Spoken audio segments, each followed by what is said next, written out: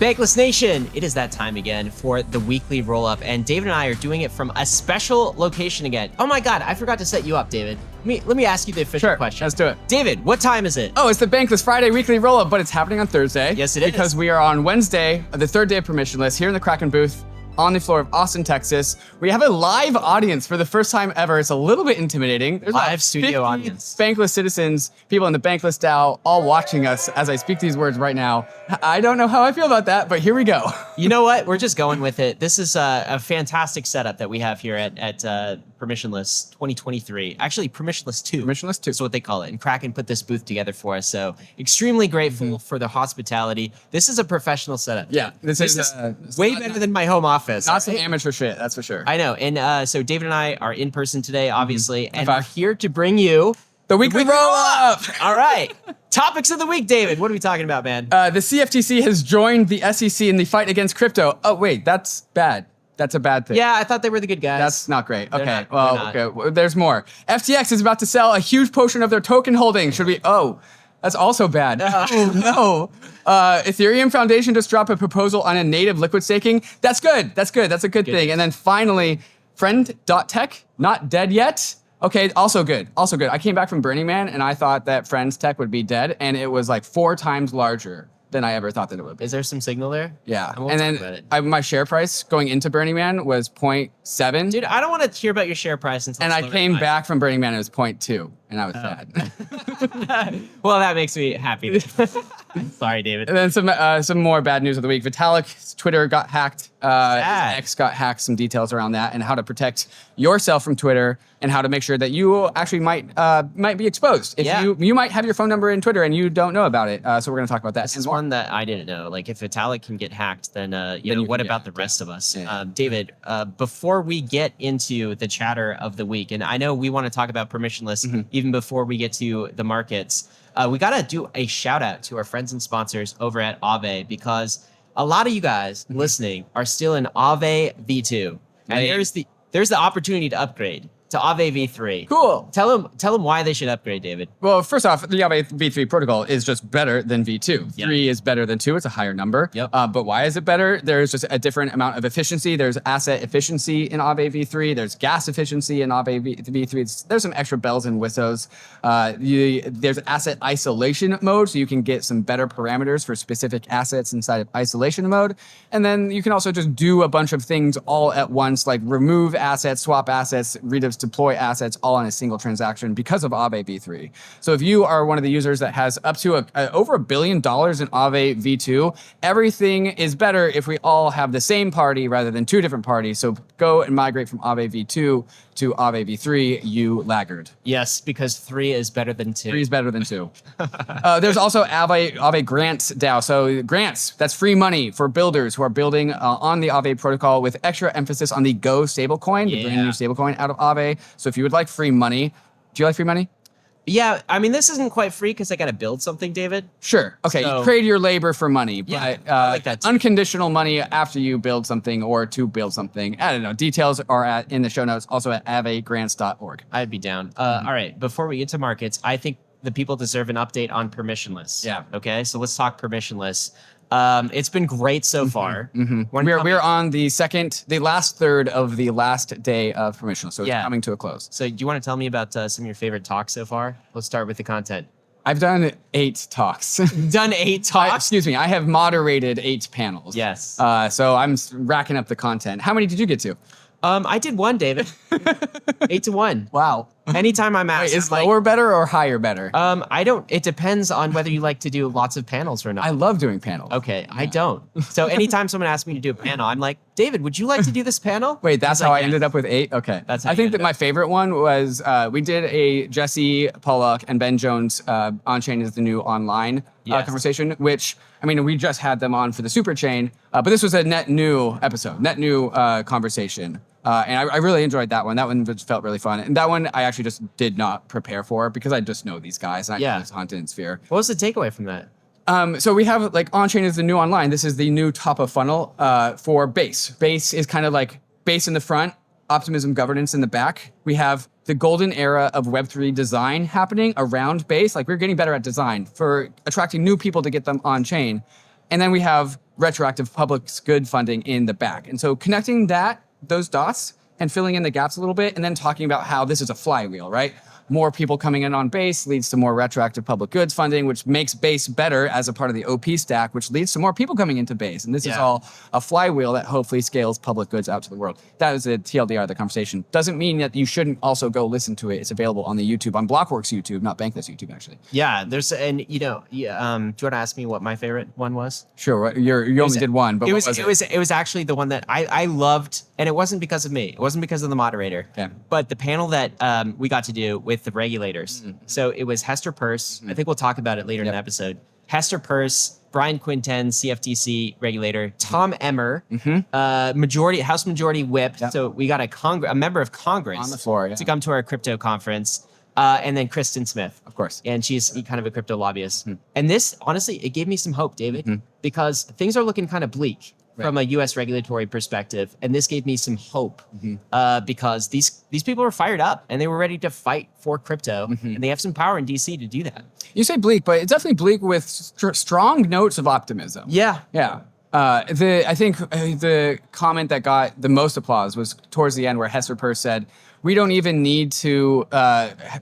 I can't remember what she said, the details, but the punchline was like, the law is on our side. Yeah. So we just have to, make sure that the United States just runs by the rule of law, and then we will be golden. Yeah, absolutely. It's nice having the law on your side. Oh, I mean, that is great. And we are winning in the court system, that's for sure. That was a point that was made. David, there's also been some bankless parties going on. We had the largest party that we've ever thrown. Dude, that was 600 people. 600 people. A bunch of bankless citizens, some little podcast guests. Jesse Pollock was there. The Blockworks team was there. Gosh, everyone. I don't know if there was other parties that Monday night, but everyone was at our party because it was the best. It was so fun. We throw the best parties. Yeah, meeting in real life. Meeting people in real life. I was getting used to the handshakes that you do and the hugs and stuff. Ryan is learning how to be human here. This is actually the third time that Ryan and I have ever hung out. It does feel normal. He does feel like a human. He's coming along. I'm doing human things. I think I got a lot of proof of humanity on this trip. There's a lot of Twitter posts out there with images. So I think RSA truthers, they're going to have a hard time after this conference. Speaking of this conference, what is happening next year at Permissionless? Next year. So if you missed it, if people missed it. Permissionless 3. This is something that I've been unpacking with Mike from Blockworks. We've got a lot of plans for Permissionless 3. I think we're kind of realizing that, we want to keep on doing this. So Permissionless 3, here we go. Salt Lake City in October 2024. But we want it to be something net new. Like there's a bunch of conferences out there. There's 3 conferences going on this weekend. And we want Permissionless to elevate. We think that we can apply some innovation to the content world, to the conference world, and make something that's not just a conference, something that's bigger than a conference, that has a conference in it, but more stuff around it. Here is my shoot from the hip idea that I'll share with you that is not totally set in stone, but I'm going to try and convince the Blockworks squad of this. Oh. So day 4. You're using your podcast fully platform to do that. That's exactly right. Hear you. Day 4 of a 3-day conference, which I know doesn't make any sense, but that's because day 4, I want to be tribal field day, tribal games. So this is like tug of war and dodgeball and an obstacle course. Have a lot of nightmares from high school from field day. Do you want to invoke that? Yeah, I do. And so if you are part of a tribe, like Layer 2 versus ARBITRUM dodgeball, or Bankless versus Blockworks tug of war, or Bankless DAO. I don't know. Are you a part of a tribe? Come to the tribal field games. Thanks. Day 4 of a 3-day conference. In an industry dominated by nerds, David wants to bring back PE bowling. Yes. Oh my God. Well, I don't know if you were a nerd or jock in school, David, but I'll let the listeners come to the conclusion on that one. All right. Well, cast your votes, folks. Let's talk markets, David. Markets, right. Get to the market. So sorry for the FOMO if you couldn't make it. Permissionless has been awesome, but let's get to the regular scheduled program. Thanks to KRAKEN, of course, for these charts. What are we looking at on the KRAKEN charts in the KRAKEN booth? It's been great. Crackception. Okay, Ryan, I just had to pause our recording because I needed to verify this, and I am verifying it. We're up on the week. We are up on the week. I don't know how that happened. We dumped. We had the classic conference dump. We always dump during conferences, but somehow we're up on the week. Bitcoin starting the week at $25,100, up 4% to $26,300. Wow, good for us. Yeah. How about ETH price? ETH price, $15.50 on the week. We must have just bottom ticked the perfect timing. Up 4% on the week to $16.10.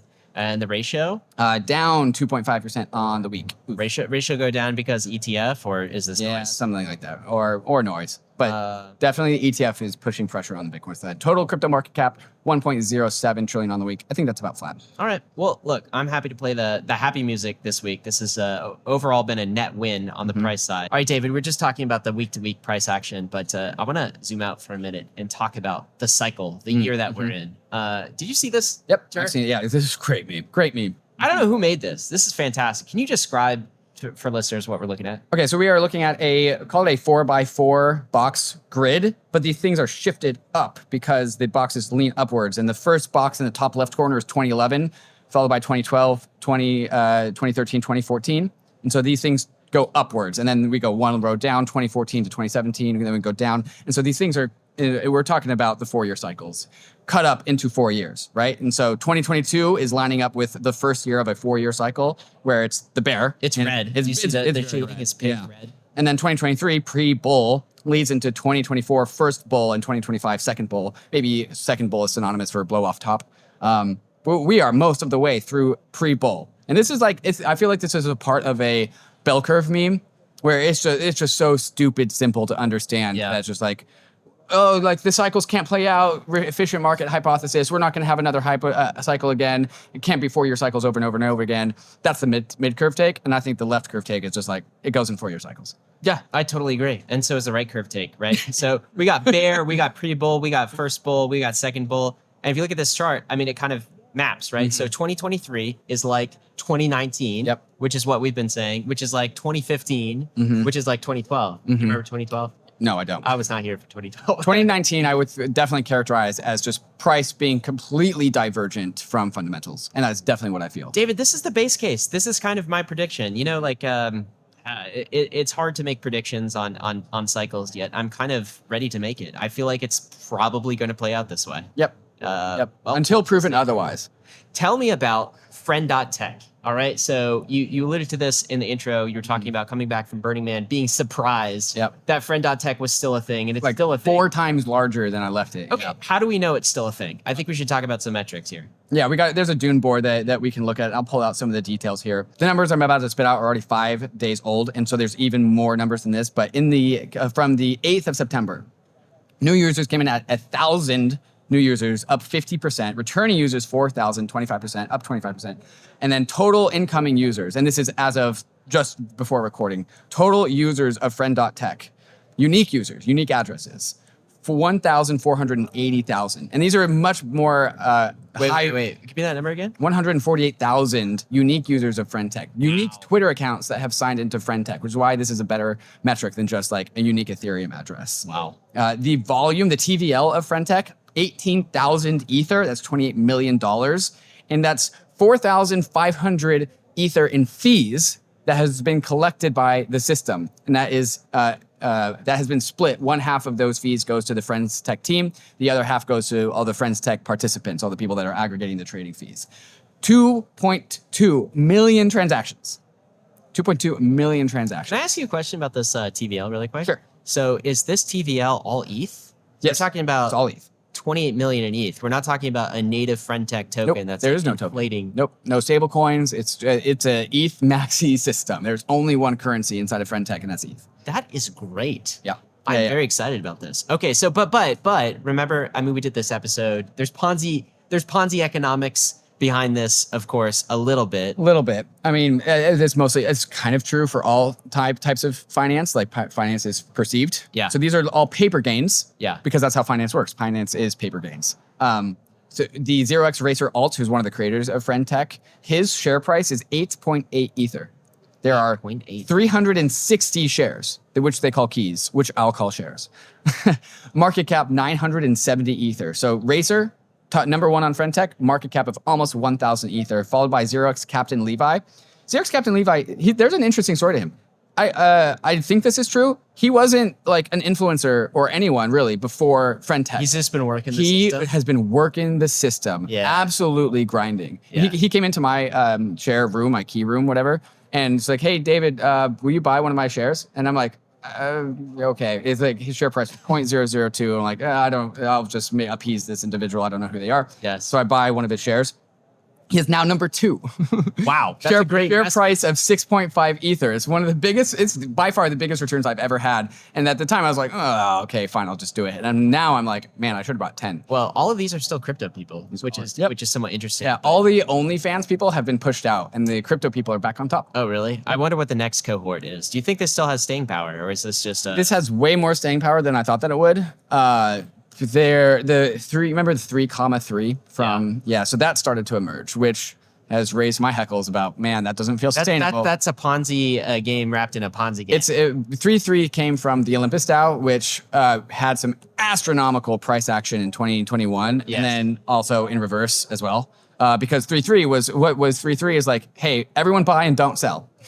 And that doesn't work over the long period of time. Because the game theory, someone's going to sell at some point in time. Why are people doing this? Why is 3.3 emerging? Well, why is TVL and Friend.Tech going up? Well, people are farming the airdrop. People are starting to unpack the black box of the points distribution. There's a points distribution at the end of every single week. And people are assuming that this is going to just be a precursor. Like how many points you have is going to lead to how much tokens that you get for the airdrop. Yeah.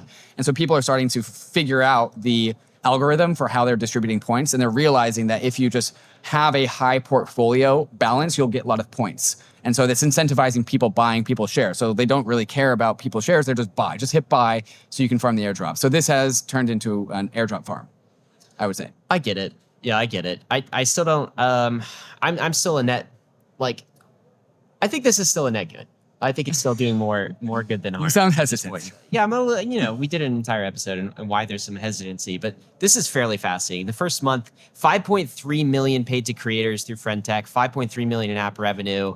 We talked about the TVL. This is one particular user's experience here. This is not easy tweeting this out. I only deposited about 5 ETH into Friend.Tech some weeks ago, and then he's showing his portfolio value, and it's like 19 ETH right now, including 7.1 ETH in trading fees. So some people are now making some substantial money from this. Check how many followers this guy has. How many followers? Is this a big influencer, or is this how do? Oh, are you talking about their Twitter followers? Yeah, not easy. They have 110,000 followers. Okay, I would definitely categorize that person as an influencer. So they are getting some trading fees. Those trading fees are coming from the benefits of just having a lot of social capital. But man, the portfolio numbers, I mean, that's just capital appreciation of Friend.Tech. Friends shares are up. There you go. Friend shares are up. David, what do we have coming up next? Coming up next, CFTC takes their turn as being the bad guy of the week, not to be upstaged. Gary wants that position, that number 1 spot, so he's doubling down. He's earned it. He's doubling down on his anti-crypto approach. Metamask launches Snaps, so we're going to talk about that. And also, FTX bankruptcy is incoming,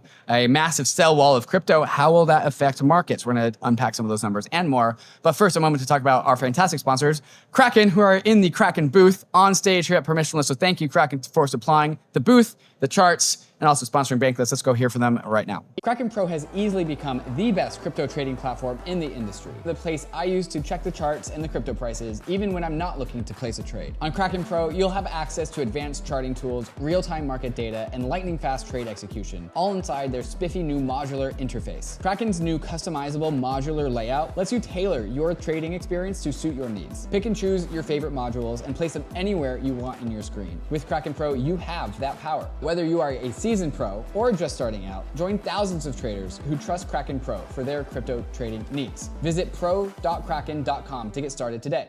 ARBITRUM is accelerating the Web3 landscape with a suite of secure Ethereum scaling solutions. Hundreds of projects have already deployed on ARBITRUM 1 with flourishing DeFi and NFT ecosystems. ARBITRUM Nova is quickly becoming a Web3 gaming hub, and social dApps like Reddit are also calling ARBITRUM home. And now, ARBITRUM Orbit allows you to use ARBITRUM's secure scaling technology to build your own Layer 3, giving you access to interoperable, customizable permissions with dedicated throughput. Whether you are a developer, enterprise, or user, ARBITRUM Orbit lets you take your project to new heights. All of these technologies leverage the security and decentralization of Ethereum and provide a builder experience that's intuitive, familiar, and fully EVM compatible. Faster transaction speeds and significantly lower gas fees. So visit arbitrum.io, where you can join the community, dive into the developer docs, bridge your assets, and start building your first app with Arbitrum. Experience Web3 development the way it was always meant to be: secure, fast, cheap, and friction-free.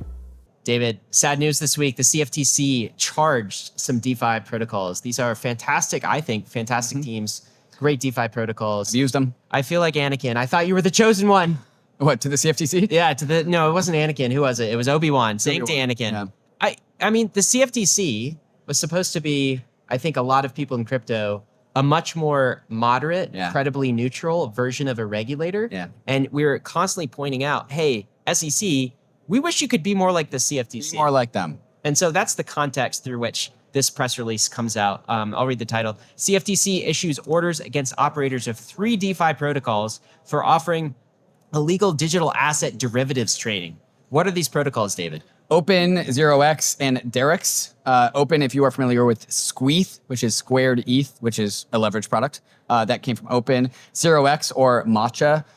They've also have a number of integrations across the space. Matcha, I use Matcha quite often. Yes. And then Derex, less familiar with Derex, but it's another derivatives exchanges. Derivatives, of course, fall under the purview of the CFTC. And so they have deemed that they don't like these projects.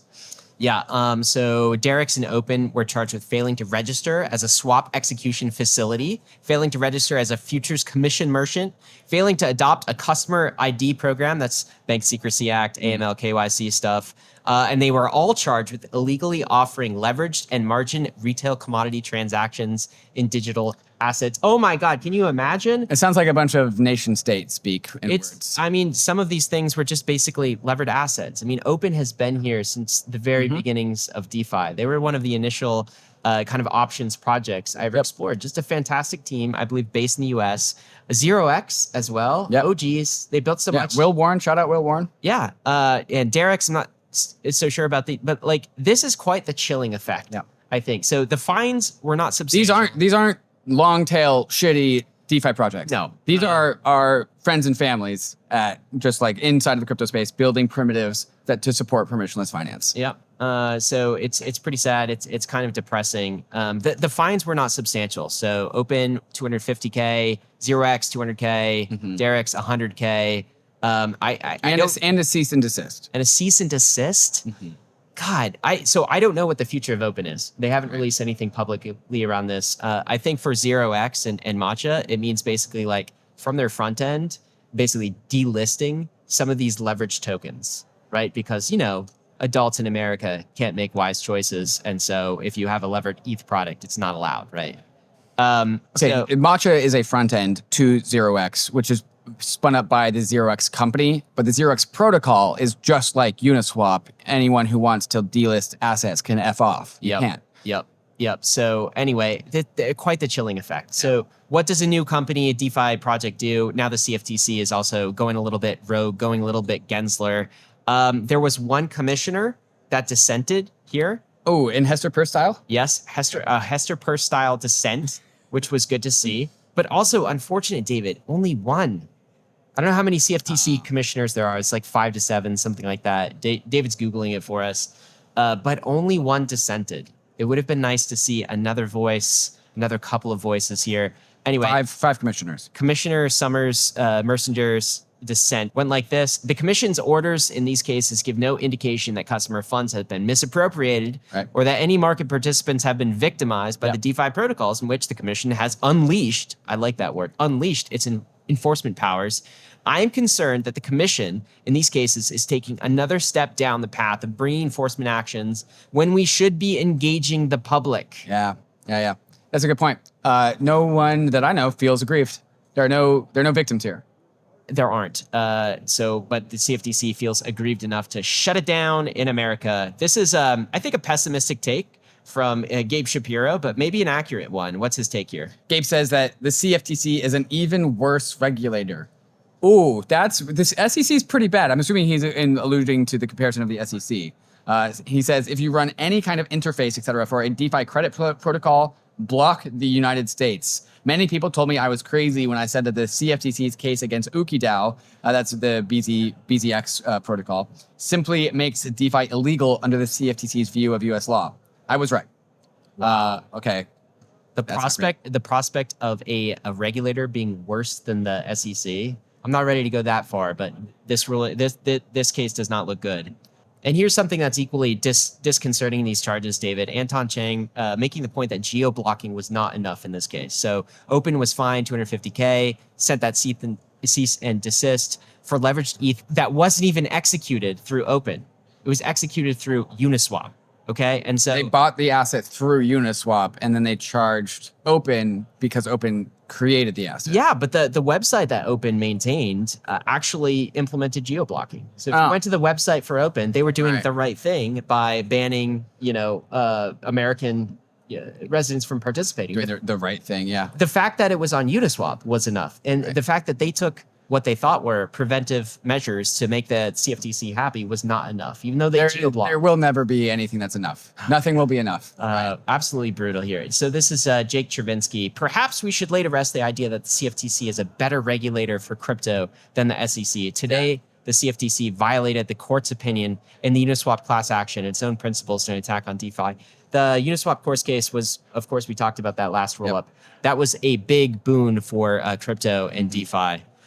Hey, you know what? If we can take this to court, is this just more surface area for future wins? I don't know, David, because they keep just respawning Gary Genslers.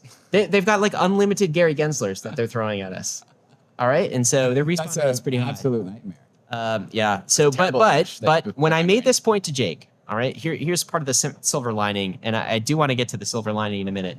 I said, hey, it feels like we're losing here. What's happening? Jake says, they could say whatever they want in a settlement agreement or in speeches or in guidance or in notices of proposed rulemaking. None of it counts unless a court says it does. You may have noticed that we keep winning in courts. Oh, yeah. That's not going to stop. In the end, we win. The courts are slower moving, but they are making the right decisions. In the end, we win. I happen to believe that, David. I think we're on the right path. Okay, so there's potential here for these companies to take the CFTC to court, and we can win. 100%. I mean, we have to be bankrolled to do that. We have to be ready to do that. We have to bankroll. There is another CFTC commissioner that's recommending an alternative approach. I noticed that Commissioner Famier, that is her name, she did not dissent, and I wish she would have, although she is proposing a pilot program, a sandbox, so that companies can come in and I guess use the sandbox type approach so that they foster innovation. Maybe that'll take off, maybe not. It hasn't worked when Hester Peirce proposed it on the SEC side. Is this so? Like, there's always that question of like, is this malicious or is this ignorance? Yeah. I don't know. Am I overly optimistic to call it ignorance? Like, because the punchline that we know is that they are asking things that are impossible, and they are not. There is no way out for these protocols to be compliant based on the nature of what they are. And then they are giving charges anyways. Ignorance? No, not at this point, David. I think I'm in team. This is malicious. This is an actual kind of squelching of what we're doing here. It's another overreach. Right. It's a mini Gary Gensler type of move. We've seen it play out at the SEC. I do think that regulators' incentives skew in this direction anyway. You did say a line I remember forever ago about just like why might you want to be bearish about the state of regulation is because like all the smart regulators get frustrated and then they go leave into the private markets, like Brian Quintens formerly of the CFTC, now at A16Z. Yeah. We like Brian. You were talking to him on stage. Yeah. He's no longer in the regulatory apparatus. He is at A16Z, where he probably feels much better able to suit the industry and work forwards. Yeah, there's like a values brain drain where they kind of get sucked out into crypto. The chairman of the CFTC... status are left. Yeah. The chairman of the CFTC is a gentleman by the name of Rostin Benham. And I feel like he should come on the podcast. He's a Democratic appointee. He hasn't embraced anything crypto positive yet. So we'll see.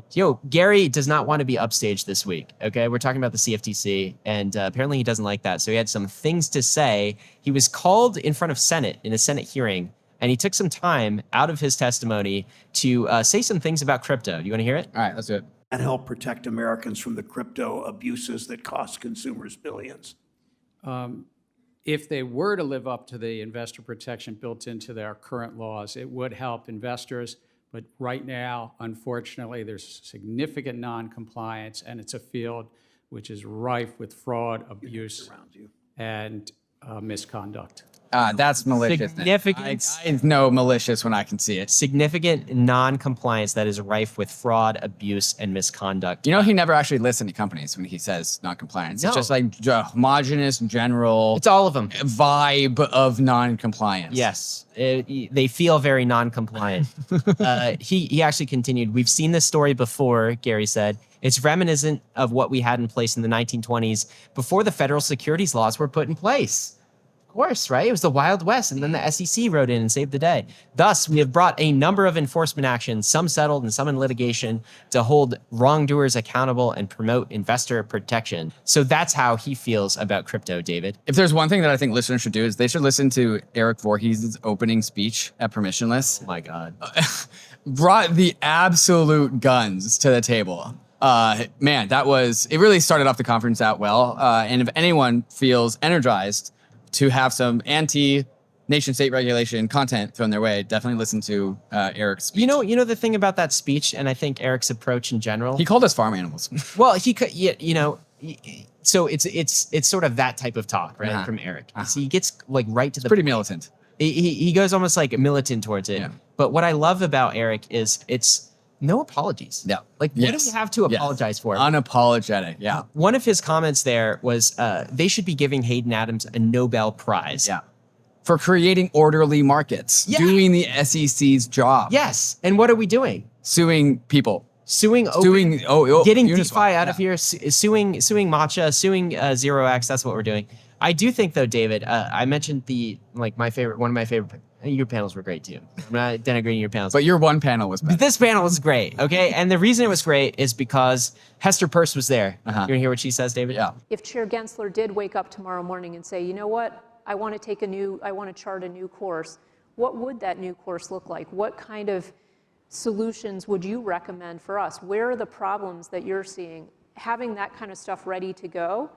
If we can really work on developing those kinds of solutions now, and I know Congress is working certainly on that. I know that there's a lot of industry work being done on that, but having those concrete solutions ready to go when Chair Gensler does wake up on the other side of the bed and say, I'm going to do things differently, then if we're doing that, I think we're in a good place. If we're just going to be in this bad place that we're in now, and then when that change happens, there's nothing there to put in its place, then we're in a really bad place, because it takes a long time to get these changes worked through. So we need to be really ready to go when the opportunity strikes. I do appreciate how she just assumes that in inevitability of time, Gary Gensler will come to the light. Yeah. One will be forced or be enlightened, probably forced. Yeah, I actually think there might be some replacement going on, and I, for one, would be happy to nominate Hester Peirce for chair of the SEC. Yeah. I think she'd do a fantastic job. You have a tweet here. You want to? Yeah, this was while I was watching your one panel. I tweeted out a mountain of respect for Hester Peirce, who eagerly shares opinions in public forums while her role at the SEC constrains what she can say. She can't talk directly about the SEC versus Ripple or Grayscale cases or speak on behalf of the SEC directly, but she gets on stage and speaks her mind anyways. She engages with us. She comes permissionless. She chats with you. Could you imagine? She chats with you, Ryan. No, I think it's fantastic. And Tom Emmer was there. We've got some legislation. I mean, there's some stuff going. I do think it's an inevitability that the U.S. rights the ship. I hope it doesn't take, years. So meanwhile, while all this is going on, institutions continue to adopt. I think they're pretty excited about the spot Bitcoin ETF. Yep. It's going to happen. It's going to happen. So what are we looking at here? Well, it just so happens that another trad institution with $1.5 trillion in wealth filed for another spot Bitcoin ETF this week. Franklin Templeton, which is perhaps the most boomer name I can think of for a financial institution. Franklin Templeton? No, it just sounds very. It doesn't even sound real. It sounds extremely trad. They have $1.4 trillion in assets under management. So that's kind of yeah. I feel like I should have heard. Yeah, I feel like I should know them. Yeah. They have filed for the spot Bitcoin ETF. So there's another big trad institution pushing for this as well. The interesting thing about this one is that KRAKEN is actually the oracle. So for the prices, for the spot Bitcoin ETF. So cool. Congrats to KRAKEN on that one. And oracle in this context, what do we mean by that? So the spot and the ETF, all the ETFs need an oracle. It's actually not KRAKEN specifically. It's CF Benchmarks, which is wholly owned by KRAKEN. So KRAKEN's subsidiary is doing the spot Bitcoin pricing. And so you remember when one of the, I can't remember which, but one of the Bitcoin ETF spots like updated their filing to include surveillance sharing, and then all the other ones also was like, oh, we have to also include that. Yeah. So this spot Bitcoin ETF, the new thing about this one is they're using CF Benchmarks, KRAKEN's subsidiary, to provide the surveillance sharing, and they are the one thing doing the thing that is the final nail in the coffin about why the SEC is claiming that it is not approving a Bitcoin ETF. Yeah. Now we are doing that thing, and that's the thing that CF Benchmarks is doing. I just learned about this just now. We're closing in on this. There's nothing left. Running There's out of nothing left. excuses. You have to approve it. If you want to get a bit more optimistic on the regulatory landscape in the US, you got to watch the panel. We'll include a link in the show notes to the permissionless panel that we were referencing. Also, David, this was some news this week, okay? This is FTX, the ghost of FTX. It's still here. They're going bankrupt, of course, and they got a lot of crypto. They got a lot of crypto that they have to sell That's a lot of crypto. in order to give back to their creditors. So the question in my mind, and I think in crypto's mind, is who is going to take the hit from all of this, all right? I mean, what do their bags look like? It's reported, David, that they have 3.4 billion in crypto assets At current prices. at current prices, and they are allowed by the courts to sell up to 100 million worth of tokens per week. And that can be increased up to 200 million. Oh man. That's a lot of sell pressure, my friend. Sell pressure, yeah. Okay, so which assets are under question, or is, of course, the big question to have. The biggest asset that they have to sell is going to be Solana at $1.16 billion. Biggest by a lot. A lot of this Solana is locked, and I think locked for a very long amount of time. What do you mean by locked? So they can't sell it? Vested, yeah. So the FTX was an investor in Solana. Of course, the Solana FTX relationship was like ripe in 2021, 2022. Now that FTX is gone, Solana is clear from that, but they still have a lot of vested SOL. I think the last of it unlocks in like 2027 or 2029, so it's over a very long period of time. You know what, though? I still totally think you can sell that OTC. Someone buy the, like... Oh, you're right. Yeah, the vesting. Oh, you're right. So if there was an OTC buyer, they could buy the locked Solana, but that wouldn't be sell pressure. It wouldn't You're be right sell about pressure. that. You're right. But still, like it's a very significant amount of Solana, like a very specific. Is that like 10% of market cap? Something close to that? $1.16 billion of Solana is going to be, let me go look at the Solana market cap. The Solana market cap is $7.4 billion of market cap. How of about fully liquid diluted? market cap. Fully diluted. $10 billion. So yeah, that's about 10% of the SOL market cap is sell pressure over the next 5+ years. Damn. It's a long time. It's a lot of SOL. Yeah. It's so a pretty that's big the overhang. biggest. Yeah. What else we got? After that is going to be Bitcoin. So Bitcoin coming in at number 2 at $560 million. That is fully liquid, of course. And then Ether is number 3 at $192 million. I feel like that's a decent amount for Bitcoin, but like the Bitcoin and Ether amounts, I feel like Bitcoin and Ether can like kind of eat that. Yes. Yeah. I mean, Sam always, there was a general resistance and resentment between the Ethereum community and Sam. And so as a result of that, like there was just less Ether proportionally than other assets. Oh, cool. Right. So like there's happy about that. there's $192 million of Ether, a very liquid asset. There's $137 million of Aptos, a very illiquid asset. That's gonna hurt. I don't know how that's probably also locked up, but that's a massive overhang for Aptos. Tether, XRP, there's some other ones as well. Yeah, this is going to be some sell pressure. Yeah, that's some overhang. Do you think this is going to affect prices, or do you think it's more specific to these particular assets? The reason why there's 4-year cycles is because of reflexivity. Like Yeah. once people realize the game is on, then the game is on. And I think the sell pressure of this will be a meme that resurges its head over and over and over again. And it maybe weeks will have downward sell pressure as like kind of like the Mt. Gox thing. It's like every once in a while people are like, oh, Mt. Gox is going to sell. And then it never actually happens. It's Yeah. probably going to be something like that. Yeah. All right, David, what do we have coming up next? Coming up next, Scroll's mainnet is announced for when? Well, we know. We'll tell you, but not now.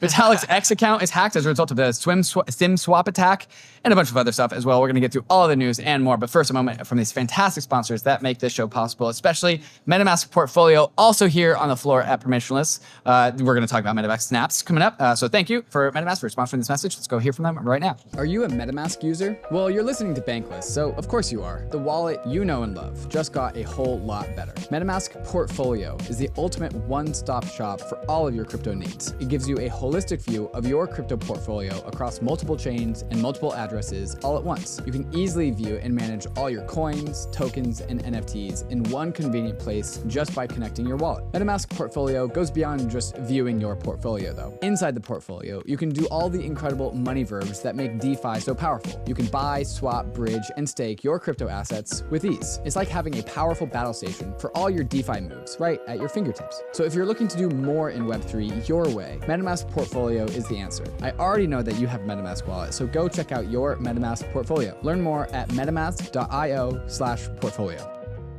You know Uniswap, it's the world's largest decentralized exchange with over $1.4 trillion in trading volume. You know this because we talk about it endlessly on Bankless. It's Uniswap, but Uniswap is becoming so much more. Uniswap Labs just released the Uniswap mobile wallet for iOS, the newest, easiest way to trade tokens on the go. With the Uniswap wallet, you can easily create or import a new wallet, buy crypto on any available exchange with your debit card with extremely low fiat on-ramp fees, and you can seamlessly swap on Mainnet, Polygon, Arbitrum, and Optimism. On the Uniswap mobile wallet, you can store and display your beautiful NFTs, and you can also explore Web3 with the in-app search features, market leaderboards, and price charts, or use Wallet Connect to connect to any Web3 application. So you can now go directly to DeFi with the Uniswap mobile wallet. Safe, simple custody from the most trusted team in DeFi. Download the Uniswap wallet today on iOS. There's a link in the show notes. David, this caught our attention this week. This is from Mike Neuter, who is an EF researcher, and he published... Also my rock climbing buddy. Oh, yeah? You guys climb rocks together? Yeah, he's in Williamsburg with me. What do you climb?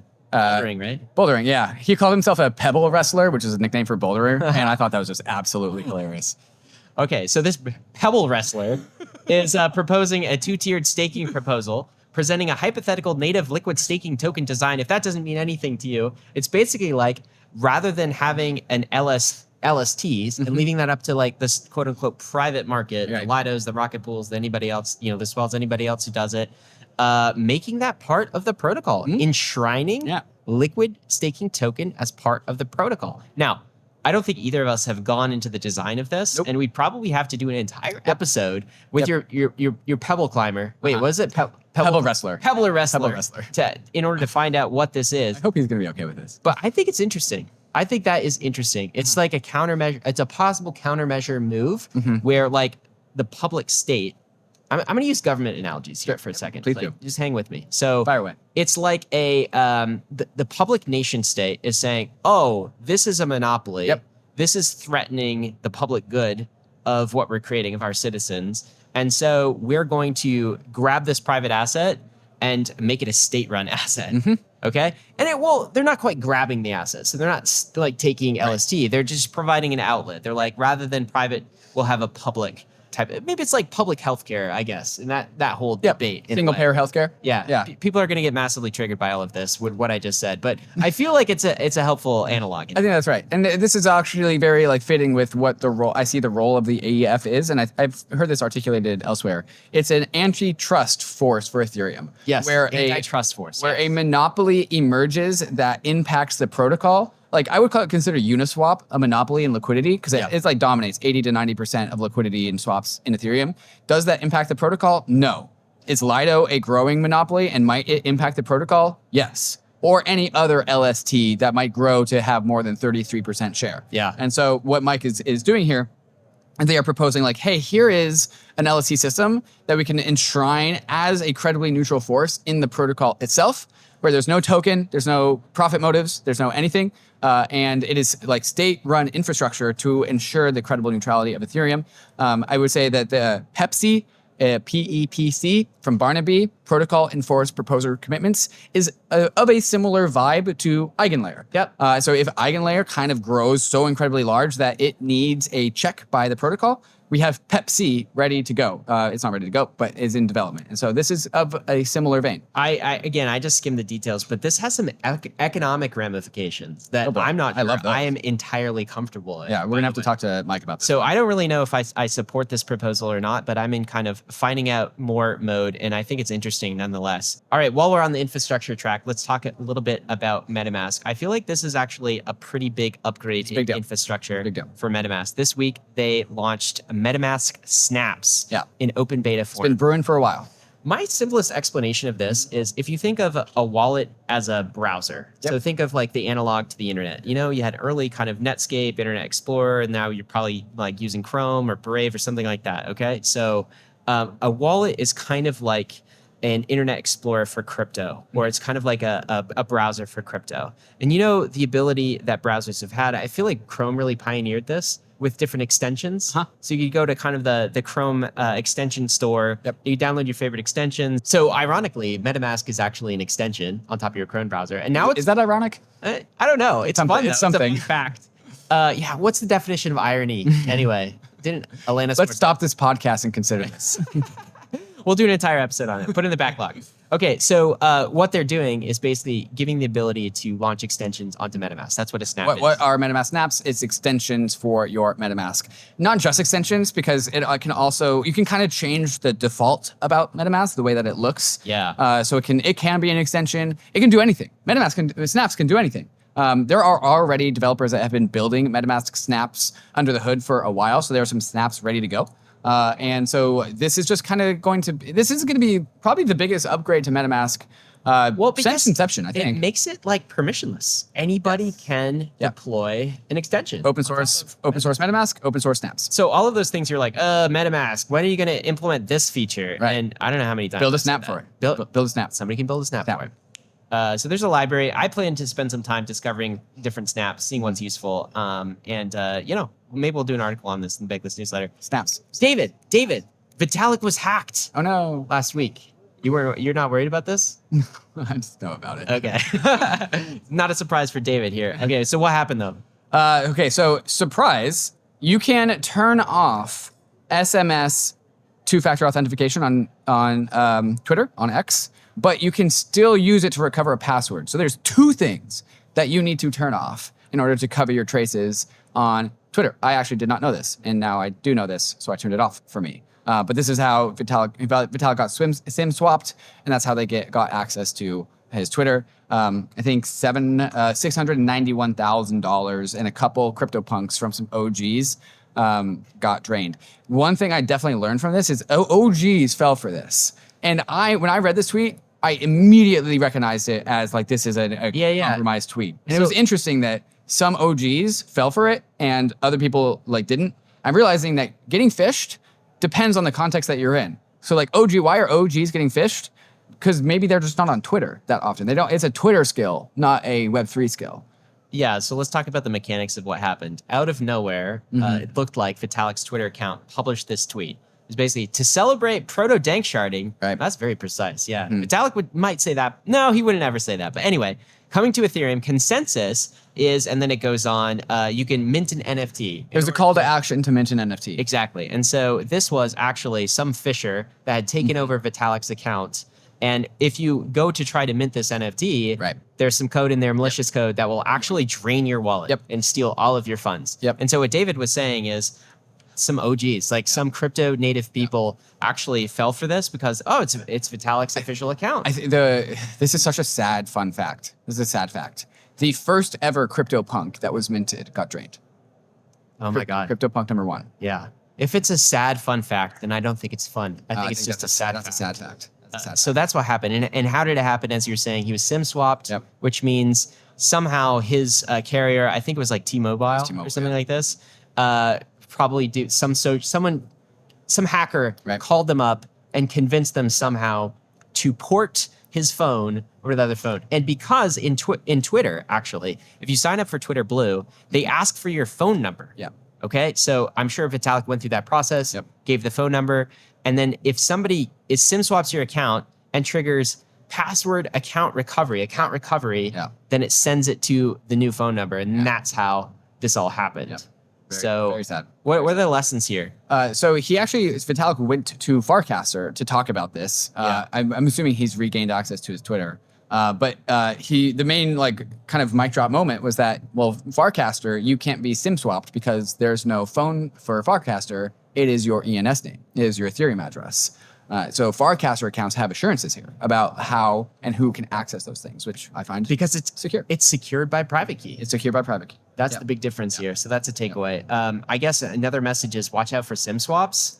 I mean, you can have your mobile company add a PIN number. Let me just say that does not necessarily protect you. The social engineering, honestly, this is pretty goddamn damning of phone companies. We should be pretty upset as an industry, as all of these phone companies that aren't taking this problem seriously, and likely one of the culprits are probably coming from inside the house. It's either social engineering externally or somebody in T-Mobile, an employee or access to T-Mobile databases and servers who can have the ability to do this. So T-Mobile, look at your shit. Yeah, well, I don't know if they listen to Bankless, but somebody who works at T-Mobile listens to Bankless. So odds are. What can people do though? All right. So one thing you can do is try to call them, add the PIN number to your account. That's kind of going to be a dead end. Some people use Google Fi, at least in the US, and this has no vector for attack in this way, right? So it's all kind of Google Advanced Protection, and you can really lock it down. And there's no way to social engineer it. That's another mechanism for that. That's how to prevent SIM swap. What you really need to do, what you really need to make sure of is none of your key accounts like Twitter or Gmail have a phone number activated account recovery. Okay. So that means just remove your phone number from your Web2 life. Yeah. Because that means if you do get SIM swapped, no one can actually get inside of your accounts. So it's, at worst, 2-day inconvenience kind of thing where you get your account restored. So that's the learning lesson there and how we can protect ourselves. David, Espresso partnering with Offchain Labs. Okay, what's going on here? Yeah, Offchain Labs, aka ARBITRUM, and Espresso, a decentralized sequencer. They have partnered up so that they can get some decentralized sequencing into the world of ARBITRUM. This improves transaction ordering to bring a shared sequencing option to ARBITRUM tech chains. You can fight front-running and harmful forms of MEV. So this is just MEV fairness coming to the world of ARBITRUM. And this also is actually part of ARBITRUM's strategy. They're like super chain strategy, if you will. They actually don't have a super chain strategy. They want to work with decentralized sequencers so that the aggregate of all chains can be sequenced together. So it's rather than having a super chain strategy like Optimism, it's just like whoever has a chain. And so it's like the space between all of those super chains, whoever signs up for Espresso is part of the ARBITRUM system, which is also more open. I think that's how this works. I feel like we have to do some episodes on this too. Yeah, but I probably butchered that. My rough understanding of how this works is ARBITRUM is the only sequencer right now for ARBITRUM chains. Yes. Now Espresso is also a sequencer. Yes. And any chain that Espresso also services as a sequencer on. Let's say they're on ARBITRUM 1 and they're on all of the other ARBITRUM chains as well. And let's say they're also a sequencer on the Optimism network, right? That improves the interoperability between Optimism. Cross-chain execution through shared sequencing. Right. And that's very bullish. That's very bullish. That is the reason why an ARBITRUM might want to adopt someone like Espresso, right? Because there's definitely some power law network effects to shared sequencing. Absolutely. David, some Nouns news this week. I'm not going to go through the whole thread, but 40% of Nouns are quitting the DAO and claiming a refund. There's some Nouns drama. Yeah, Noun fork. Okay, so what's going on here? I think the way that this works is Nouns at some point in time were going for over 100 Ether per noun. And that was one noun is sold every single day. So 100 Ether into the Nouns treasury. Nouns are now being sold for lower prices, like 20 to 30 Ether a day, last I checked. Which means that a lot of nouns are like underwater. But nouns, one noun is one vote. There's a treasury of Ether. And so I would assume that there's a desire for some nouns to get their Ether back. Yeah. And so 40% of nouns have done that. It's basically like the rage quit option, right? Yes. Yeah. You give your noun back and you take your share, your equivalent share of the Ether. Yep. And so this is people just being disgruntled about the way that the Nouns treasury is being handled. They just don't agree with the way that capital is being allocated. And so they are saying, peace, we're out. You know, I talked to some, this is kind of a noun skeptic type thread. It's basically like, hey, decentralized treasuries don't work, DAOs don't work, that sort of thing. And, I think there are some flaws with DAO managed token vote treasuries. Sure. But I also talked to a noun bull, William Piecer, who's actually like, hey, no, this is right. This is like the cleansing process we need. And now we just have the true believers left. And now this ARB opportunity has been swallowed by the market. We have a smaller treasury, but that treasury is full of token votes by a rabid group of fans. So this is the natural kind of cleansing process. And, nouns will be reborn. Well, also there's the potential here. So like early nouns buyers, like for example, the first noun ever got sold for 613 Ether, $1.9 million. Yeah. And like for a long time, nouns were being sold for hundreds of Ether. And so even if you are an early noun holder and you are down in Ether, a new noun buyer who's, buying a noun for 20 Ether is buying 30 or 40 or 50 Ethers worth of treasury with their 20 Ether purchase. Right. So it's actually rational for the early buyers to like get their Ether and then rebuy cheaper nouns. Yeah, totally. Because newer buyers are buying free Ether, basically. And there's like, I don't like that ARB up. I would like to rebalance my portfolio. And so I'm sure some nouners are going to quit.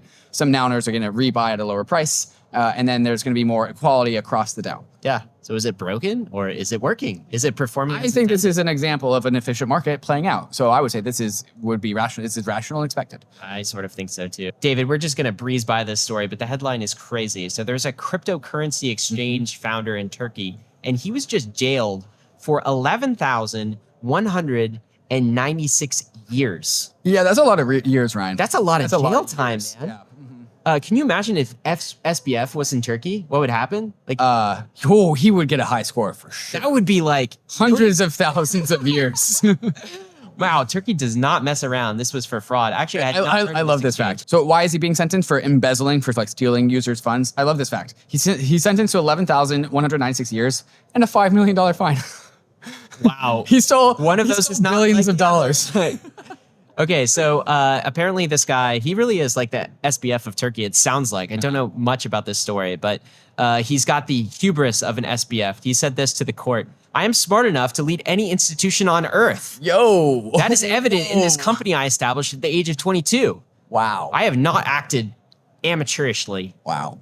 I think he should just go to jail and do the whole like sardines and cigarettes Ponzi in there. Oh my God. He can have his jail institution. The SBF of Turkey. It's a long jail sentence, though. All right, catch this. The FBI is investigating the whole Barry Silbert versus Winklevoss type of allegations. What's going on here? Yeah, so as a part of an ongoing review of DCG and Genesis Global Capital, the FBI agents, SEC staff, and New York City prosecutors sat down with Cameron Winklevoss to discuss his allegations of fraud that he levied against Barry Silbert. Huh. So, like, everyone is innocent until proven guilty, but some very big players are taking a look at what's going on here. David, this is getting kind of serious, I That's think. pretty serious. I would not want to be in that position. Mountain Protocol has just launched, David. We're doing an entire episode on Mountain Protocol. What's the TLDR of this thing? Mountain Protocol on-chain T-bills, part of the real-world assets coming to be tokenized on-chain. Mountain Protocol is one of them. USDM. So instead of USDC, which has no native yield to it,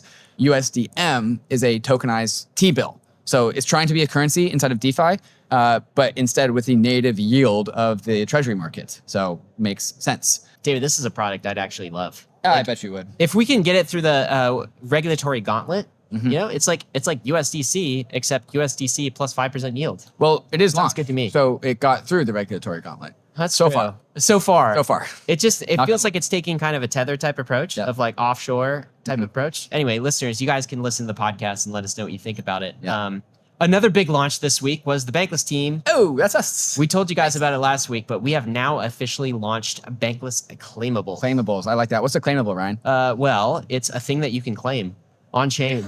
And in the name. It's usually has a valuable property associated with it. So it could be an airdrop. Yep. It could be something you were eligible for because you hold a specific NFT. Or an NFT itself. Here's the point: is you really don't know what you Claimable might be could be eligible anything. for. They could be anything, and all you have to do is type your ETH address into this website. Double check the URL. Make sure you're on the Bankless site and not on some Fisher's site. The reason why we know that this is valuable is because we have a Bankless product now. We have a thing that you can connect your MetaMask to, or AirDrop Hunter, etc. Your wallet. There are 100,000 claimables that the Bankless Nation is able to claim. Yeah. We know this for a fact. We verified it. That is, and they are worth collectively $350,000 of claimables. That is not including the millions of dollars of ARBITRUM and Connext airdrops as well. There's a lot of money that Bankless citizens. I don't know how many times I'm going to be so annoying. Y'all have money, go get it using claimables. Go claim your stuff, your free stuff, guys. So it's available for Bankless citizens right now. Super excited about that release. Also, our friends over at Blockworks who are helping to throw this conference with us. Well, they did most of the heavy lifting. They did the back end. Yes. Blockworks Research is announcing Blockworks Analytics. I haven't checked out this product, but what is it, David? They're saying this is a singular destination for real-time data-powered instincts. And so I think there are many products out there like this. Like the Block has a data platform. I know the Defiant has a data platform. From what I'm seeing in this preview, I haven't been able to find the page. I don't know if it's like actually launched yet. We are rushing through this conference, so apologies. The reason why I'm bullish about this particular analytics platform is that I think Mike Ippolito specifically, we just recently had him on Bankless, but like the two founders, they really know what's up. So they know what is good data. I know in the preview, you can see like layer 2 sequencing profits. Like that's data that I'm interested in. So I think just the brains of Mike and the Blockworks team plus an analytics platform, I think we could get some really valuable insight out of that. So I'm looking forward to getting my hands on that. David, this was kind of a cool release coming out of the conference as well. LayerZero and Google Cloud. What is up with this? So I just, before doing this roll-up run, I came down from a panel talking about this with Raz from LayerZero and Rich from Google Cloud. So LayerZero has smart contracts on every chain, like the LayerZero smart contracts, which are also immutable, by the way. That's kind of cool. And so any single new chain, so like the Ethereum Layer 1, Optimism Mainnet, Base, pick another chain, Solana, Avalanche. And so any single chain has LayerZero smart contracts. And then what these smart contracts do is with between the chains, you have an Oracle provider passing messages between the LayerZero smart contracts, and that's how these chains become interoperable. Google Cloud is one of these oracles. Now, Oracle, if I say the word Oracle, you might think like price Oracle, because that's what like something like Chainlink does. This is not that. We're using Oracle in a different context. This is an Oracle that's saying, hey, this chain's messaging box has this state. I'm going to pass that message I'm going to be the Oracle for the other chain, the destination chain. And so kind of like how you have MetaMask RPC nodes, and it defaults to Infura, or you can select that drop down and you can pick a different one. This is like one of those. So kind of like how Google is the default search engine for your web browser, this is Google Cloud being a Oracle for the LayerZero cross-chain messaging network. I don't know if it's specifically default, but it is like a very strong first choice for people like me, who I'm not going to run a LayerZero system or Oracle. I'm just going to pick Google because I pick Google for search engine. Fuck it, I'll pick them for. You mean hypothetical because you're not actually picking Oracle, are you? I mean, you have the option to. But you have Google out of the box to use. I got it. Okay. I want to dip in sometime, and evaluate kind of what LayerZero is doing, and it's not just LayerZero. There's a bunch of CCIP from Chainlink. CCIP from Chainlink. Not CCCP. No, not that one. That's a different kind of work. And I want to evaluate kind of like the bridge type platform type play versus the super chain type play versus like Intense. Right. All of these things versus.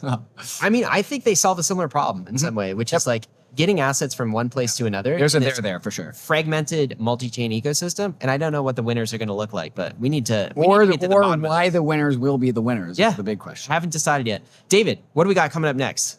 Coming up next, questions from the nation, takes of the week, and a meme of Ryan in real life because it's so damn memeable. One of the questions, how do you calculate the market cap of ETH when we keep burning it? Interesting. We're going to get to all of this and more, but first a moment to talk about these fantastic sponsors that make this show possible. Are you planning to launch a token? Is your token already live? And are you granting your employees and contractors vesting token awards? And are you trying to figure out how to take care of taxable events for your team? TOKU makes implementing a global token incentive award simple. With TOKU, you will get unmatched legal and tax support to grant and administer your global team's tokens. TOKU will help you navigate across the lifecycle of your token, from easy-to-use pre-launch token grant award templates to managing post-cliff taxable events with payroll. For legal, finance, and HR teams, it's a huge complex task to have to comply with labor laws, payroll and tax obligations, tax reporting, and crypto regulations in every country that you employ someone. It's difficult, time-consuming, manual, and costly, and it's drawing more attention from global regulators and governments. TOKU makes it simple for leading companies in the space, Protocol Labs, Hedera, Gitcoin, and many more. So if you want some help navigating the complex world of token compliance,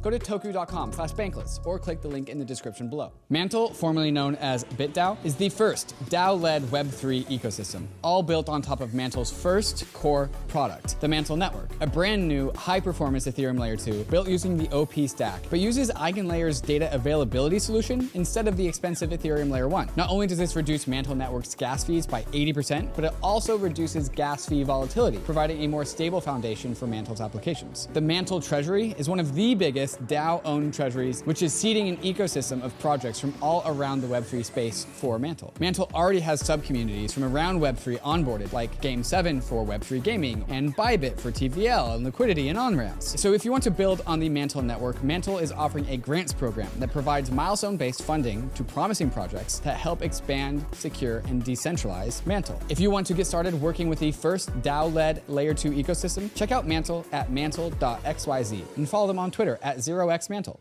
right, the question from Derry, if market cap is unit price multiplied by the circulating supply, when we burn ETH, aren't we reducing the market cap in a sense? Or can we consider burnt ETH part of the market cap? What say you, David? Yes. Okay. When we burn ETH, it is gone. It is gone from the accounting. It is removed from the line item. So burnt ETH is no longer a part of the Ethereum market cap. We are literally reducing the circulating supply of Ether. So you're both market cap and fully diluted for those that count. And so, no, you do not consider burnt ETH as part of the market cap. You do consider burnt ETH as part of the market cap that was burnt. So no, as we burn more ETH, the market cap of Ether goes down, which is why it's actually bullish, because that means when you buy Ether, you're buying it at a better valuation the more that Ether is burnt. Yeah, I think there's maybe also some confusion on a distinction here. So the definition that the questioner gives of unit price times the circulating supply, right? Yep. That's market cap. That is one definition of market cap, but I like fully diluted market cap a little bit better for this type of metric, right? So because I don't know when you say circulating supply for ETH, what you actually mean. I think that depends on different things. There are some projects where it's very clear what you mean. Right. So you got a bunch of tokens that are vested or locked somewhere or something like that, and they're not circulating at all. I'm not sure entirely what you might mean by circulating, but let's take a look at fully diluted. So that would be unit price. Well, so for Ether, market cap and fully diluted valuation is 1-to-1. It should be the same. And Bitcoin is also 1-to-1, except for all of the lost coins out there. So Bitcoin also has a lower market cap than actually reported, because something like 3% of Bitcoins is lost. So the real market cap of circulating supply of Bitcoins is actually 3% lower than reported, because everyone who just reports the market cap of Bitcoin just includes. Well, there's a lot of ETH that's burnt. There's also gone as well. I don't know what. But that is actually accounted for in the circulating supply. All right. Okay. All right, David. We haven't compiled any takes this week, but let me ask you, what are you bullish on? I am bullish on Permissionless 3. Go figure. At Permissionless 2, already focused on Permissionless 3. That's October in Salt Lake City. I kind of already gave my tease for why I think it's going to be exciting. The reason why I think Permissionless is so cool is I'm very bullish on podcasters organizing conference content. It's the same skill set. I have been to my fair share of conferences out there, Ryan. I have seen when people who don't have that skill set organize talks and panels, and it's like, you know that one Family Guy meme of like the giraffe, platypus, elephant animal? Yeah. That's how I feel about like the typical conference. Like, what the hell is this panel? Like, who put this together? Who titled this? What this moderator's bad, boo. I'm so mean. Yeah, that's kind of mean, David. It's pretty mean. I mean, so you, me, Mike, Jason, and many others at the Blockworks, we organize every single bit of content here. The panels make sense. I only organize the good ones, David. I don't know about you. The panels and panelists make sense. We do a good job, I think, organizing content. And the Blockworks team is just so polished with actual event planning. It's really, and so I think we are both coming together and realizing that we're not done yet with improving the conference experience. I think just another 3-day conference of programming and talks is table stakes, and I want to do something net new in addition to that, because we've got that on lock. We figured that out, and I feel strong. We've done that twice in a row. Permissionless 3, I want to be more than a conference and something. Yes, and. I talked about that in the intro, but I think there's a lot of innovation, an arc of innovation to do in the crypto conference circuit, because it's a very special time. It's the one time a year where the Bankless community gets to show up in real life. We just had 100 people watching us at the very start. We're down to just a handful now. It's a time where your Twitter friends get to show up in real life. I was on a stage with Ethan Buckman from Cosmos, Anatoly from Solana, and Ben Jones from Optimism. And we all just like talked about, we hashed stuff out about our visions for the end game. And like that is, you don't get that anywhere else. So that's such low-hanging fruit content. So I'm bullish on us like doubling down on really diving into what a crypto native conference is, and not just doing the same like template of conference in the future. That's cool. Yeah. What are you bullish on?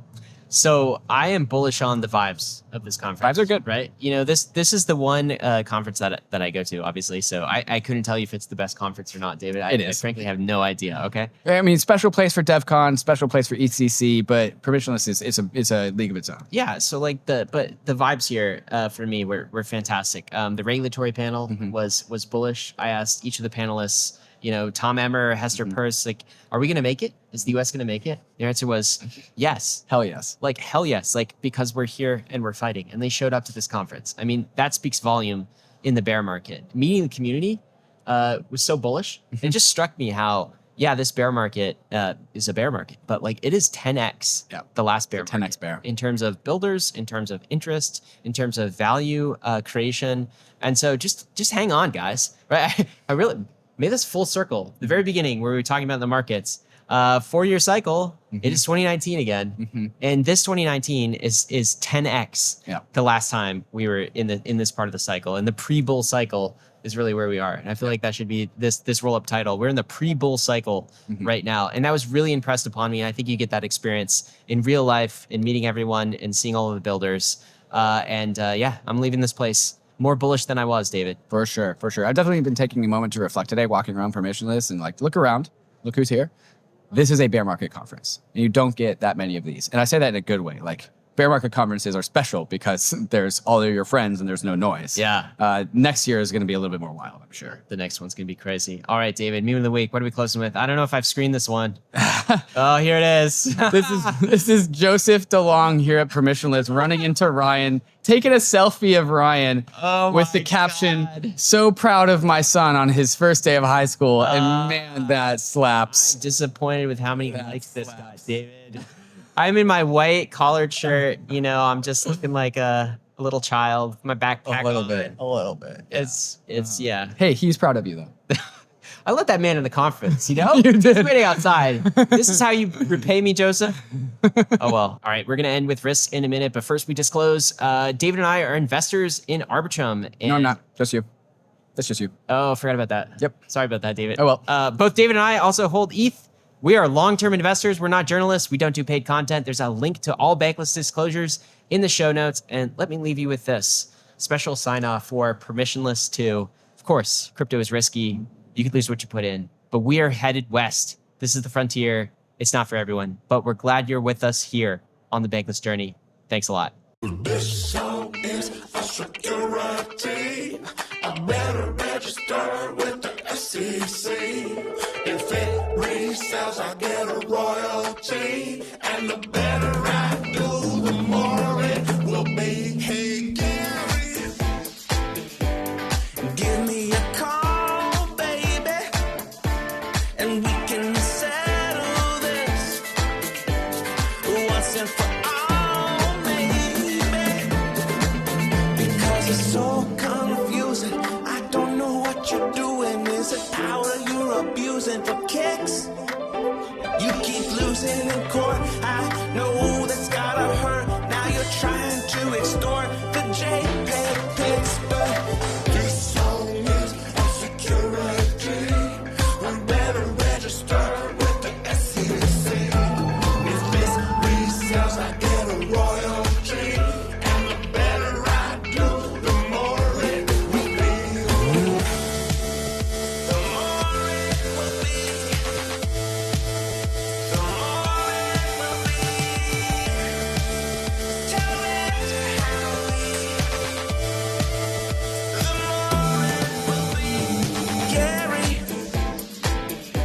come on, walk me through this.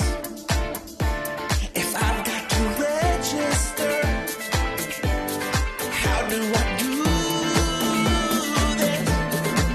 Because long as a security, I better register with the SEC. If this resells, I get a royalty, and the better I do, the more it will be.